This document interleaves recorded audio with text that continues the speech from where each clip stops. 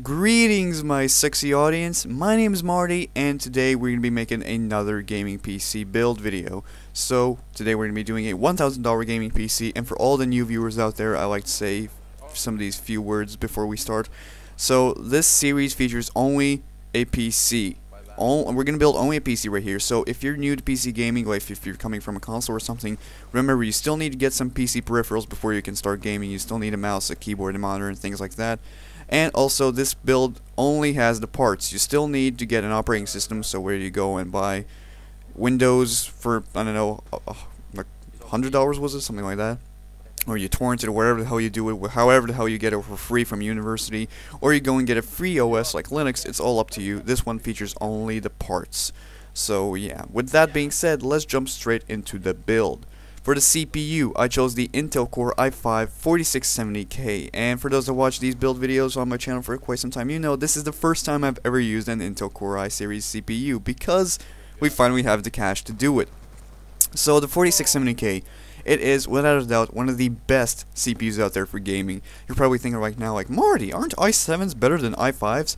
That's right, Jimmy. i7s are better than i5s, but when we're talking about strictly gaming, there is no benefit to get an i7 over an i5 4670K, because i7s are basically i5s with a few benefits if you're doing video or photo editing. If you're strictly gaming, you don't need all those benefits. So an i5 4670K is the perfect CPU. It's quad core, 3.4 GHz. It's from the K series, which means you can easily overclock it, and we will use that.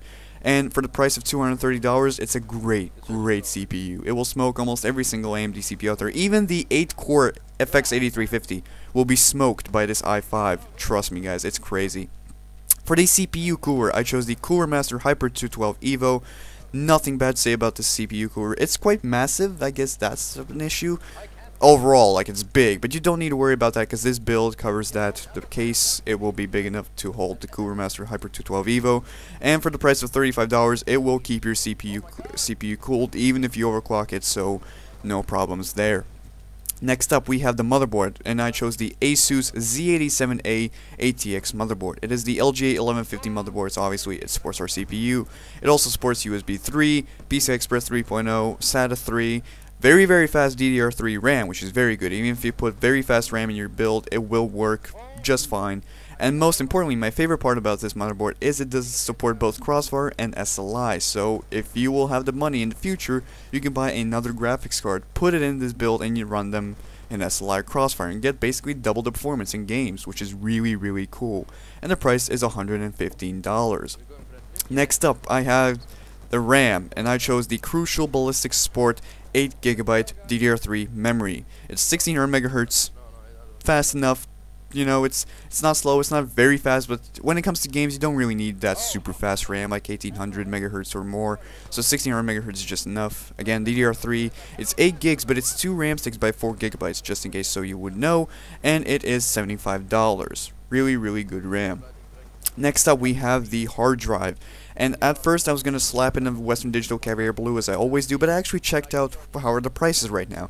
And I saw that there's a good hard drive for a very low price, and it is this one right here, the Hitachi, or Hitachi, however you pronounce that name, Ultrastar 1TB 3.5-inch internal hard drive. It's 7200 RPM, which is of course the perfect speed. You can go higher if you want to, but definitely don't go lower. 7200 RPM is the ideal speed. It's 1 TB, which is perfect size for now, but keep in mind that probably in a year or two you probably will want more than a terabyte, because games are becoming bigger and 1 TB will just not be enough.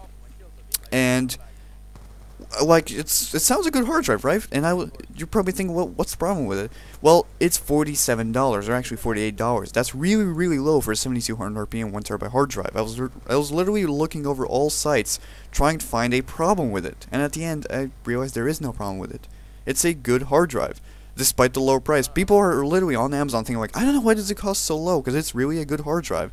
So yeah, I guess you don't need to use Western Digital Caviar Blue anymore. The Hitachi Ultrastar will work just fine. Moving on, we have the most important, most interesting part in this build, the graphics card. And we have the EVGA GeForce GTX 770 2GB graphics card.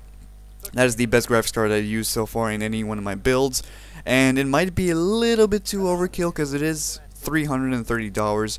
but it's definitely, without a doubt, a great graphics card. This graphics card will easily just run every single game at 1080p, 60 frames per second, maxed out, just no problems whatsoever. Whether it's new or it's an older game, but still, I don't know, maybe very demanding, this graphics card will handle it easily. It's the EVGA graphics card. I believe it's the superclocked edition, so it also features their 2-fan ATX cooling solution, I believe it was called. I'm not sure about that, but yeah, ATX cooler, and overall it's a great graphics card. And of course it also does support 3-way SLI.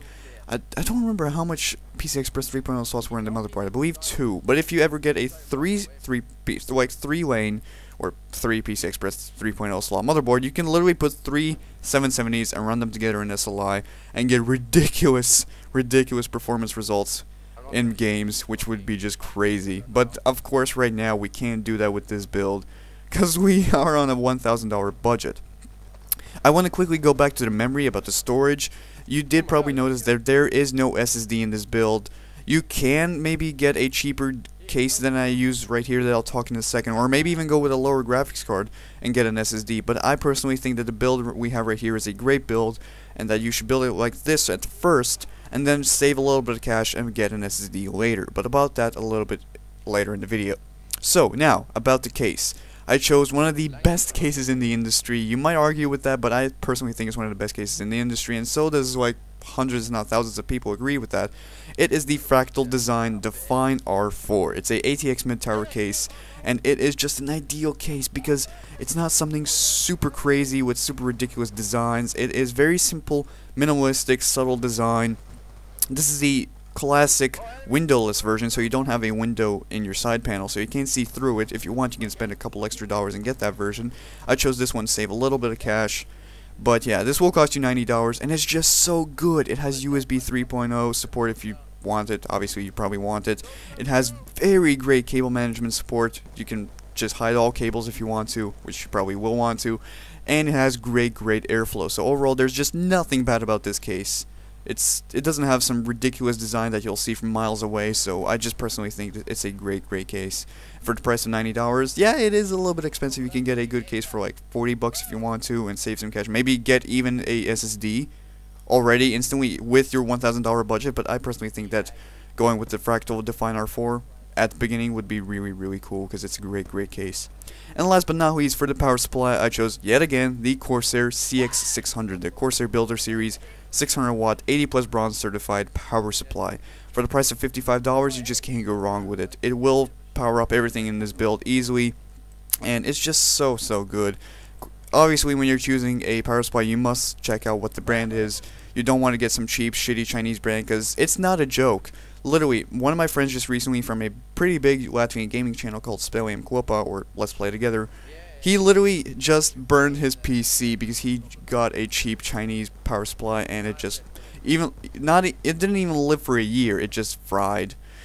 That kind of sucks. I believe he just swapped out his power supply after a few days and everything worked, but he was very lucky. Most of the times, when your PSU dies, it might even kill your entire PC. And if it's a PC this expensive, $1,000 with a 770 and an i5 4670K inside, you don't want to buy a cheap Chinese power supply. So the CX600 by Corsair is a great power supply.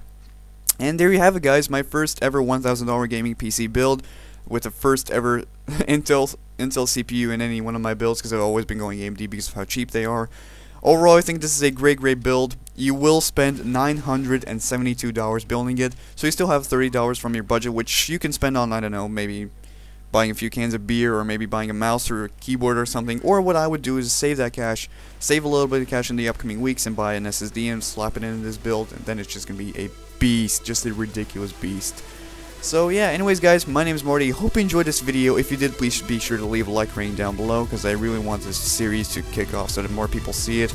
I really love making them, and if you enjoy watching them, then yeah, leave that like rating down below. But anyways guys, my name is Marty. I hope you enjoyed this one, and I will see you guys in the next one. Peace out.